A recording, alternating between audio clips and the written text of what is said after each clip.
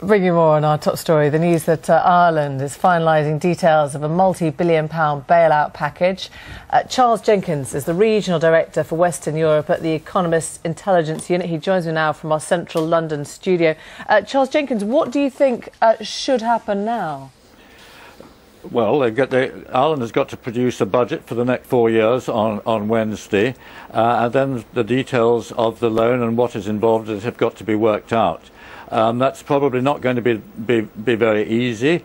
Above all, they've got to try and restructure the banks so that they've got a chance, and new banks probably have got a chance of working again, getting the Irish economy working again, and eventually paying back the huge debt which Ireland has built up over a very short space of time, unlike in other countries where there have been deficits and debt mounting steadily over many years. Ireland's debt has gone from 25% to virtually 100% in just a few years, and very much due to their banking system. Their banks, of course, have had trouble all over the world, and certainly all over Europe and the US.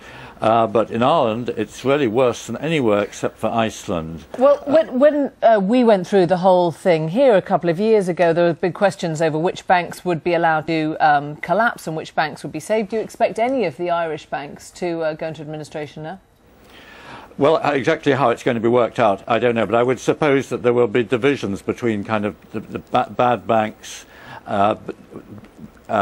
liabilities which and assets which they can't manage, and trying to get some new smaller banks, maybe with different names, working and able to get the Irish economy back on its feet.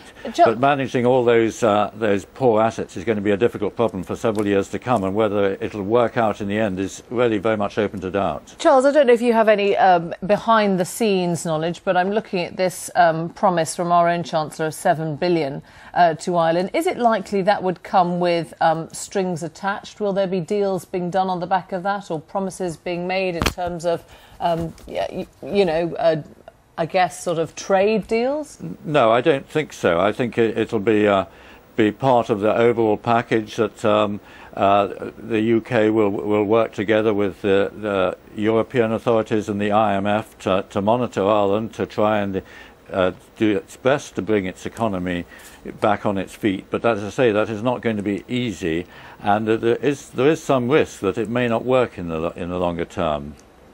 Charles Jenkins from the Economist Intelligence Unit, thanks very much indeed. Thank you. Thank you.